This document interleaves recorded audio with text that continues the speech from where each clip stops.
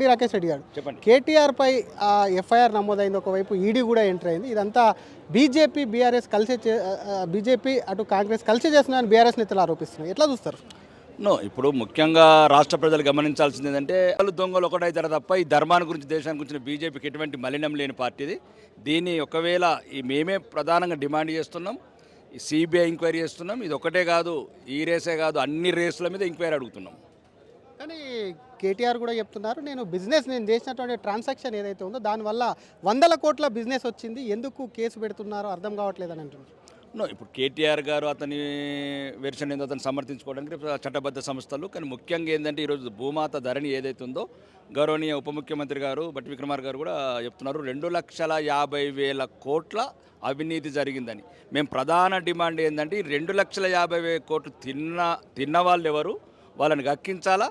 మీరు గక్కించకపోతే ఒకరికొకరు అమ్ముడు పోయి వాటాలు పంచుకుంటే వచ్చే మా బీజేపీ ప్రభుత్వంలో 2,50,000 కోట్లు వసూలు చేస్తాం. మీరు చెప్పి ఏదైతే ఈ ప్రజల మీద అప్పు చేసినారో అన్యాయంగా అప్పును కూడా తీసే బాధ్యత మేము తీసుకుంటాం. అంటే వీళ్ళు ఇద్దరు కలిసిపోయి దోచుకుంటున్నారు. దాని అర్థం అదే కదా. ముందు మాట్లాడింది గౌరవనీయ ముఖ్యమంత్రి గారు ఏమన్నారు, ఆల్రెడీ అతని నుంచి పీసీసీ ప్రెసిడెంట్కి అడిగాడింది, కాళేశ్వరం మీద 1,00,000 కోట్ల అవినీతి అన్నాడు, లేకపోతే టెలిఫోన్ ట్యాపింగ్లు అన్నాడు, మిషన్ భగీరథ మీద అవినీతి అన్నాడు, కాకతీయ ఏమైనా ఈ అవినీతులన్నీ డ్రగ్స్ కాంప్లీట్ అయిపోయాయి.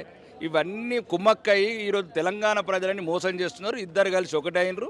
ఫామ్ హౌస్లకి వెళ్ళి వచ్చిన ఫంక్షనింగ్ ఏదైతుందో దాన్ని బట్టే కాంగ్రెస్ ప్రభుత్వం నడుచుకుంటుంది. మీరు మాట్లాడేది బీఆర్ఎస్ న్యూస్ కూడా పెట్టే బడే బాయ్ చోటే బాయ్ అంటూ కూడా వాళ్ళు నినాదాలు. अरे देश को लूटे सो पार्टी वो है, राष्ट्र को लूटे सो पार्टी ये देश के लिए धर्म के लिए है सो पार्टी हमारा है.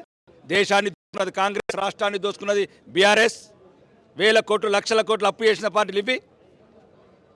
ఈరోజు భారతదేశాన్ని మొత్తం ఒక దుర్భంధంగా ఎటువంటి అబాధ లేకుండా అభివృద్ధి వైపు ప్రపంచంలో నెంబర్లో భారత్ అంటే ఒకరోజు ప్రపంచమే భారత్ వైపు చేసిన నాయకత్వం నరేంద్ర మోడీది. ఏ సబ్ చోరంకా పార్టీ చోరుదో ఇసుకో. కక్షలో భాగంగానే ఒకవైపు కేటీఆర్ అరెస్టు జరుపుతుందని అనుకోవచ్చు. ఇప్పుడు కక్ష కాదా ఈ ముఖ్యమంత్రి గారు ఈ ప్రభుత్వం తేల్చాల్సింది. వాళ్ళు చేసిండ్రు ఈ ఆరోపణలు ఏమంటారు చూడదు, పొగలేందే అంటరాదు. కాబట్టి ఇదంతా ఈ రాష్ట్ర ప్రభుత్వం మీద వీళ్ళు కుమ్మక్కయడానికి మరి ఏదైనా బ్లాక్మెయిల్ చేస్తున్నారా? ముఖ్యంగా ఈ 55 కోట్ల ఇష్యూ కాదు, ఇది ఏదైతే ధరణి స్కామ్ ఉందో 2,50,000 కోట్లు. మీరు ఈ చిన్న వదిలేయండి, మీడియా కూడా ఏ చోటపోట పానీపూరే పూరాకు పూరా లూటేసే రాష్ట్రకు 2 లక్షల పెద్ద అమౌంట్ మీద మీరేమన్నా కేంద్ర ప్రభుత్వం వచ్చేది ప్రభుత్వం మాదే అప్పుడున్నది.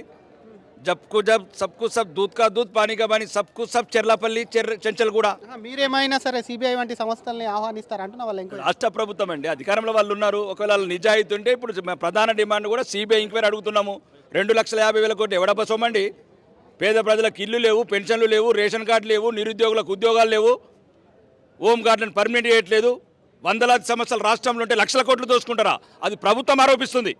ధరణిలో భారత రాష్ట్ర సమితి బీఆర్ఎస్ టీఆర్ఎస్ బీఆర్ఎస్ పార్టీ 2,50,000 కోట్లు అవినీతి చేసిందని అధికార పార్టీ ఆరోపిస్తుంది.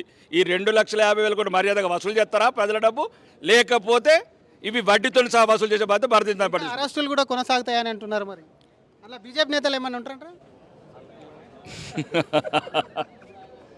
बीजेपी के तरफ देखे तो एकदम ये भारत माँ का पुत्र है हम लोग. ఇదేది దొంగల పార్టీలు, కరప్షన్ పార్టీలకి వీటికి మాకు పెట్టినరు. దేశాన్ని గురించి, ధర్మాన్ని గురించి, పేదోళ్ళ గురించి ఉన్న పార్టీ మాది.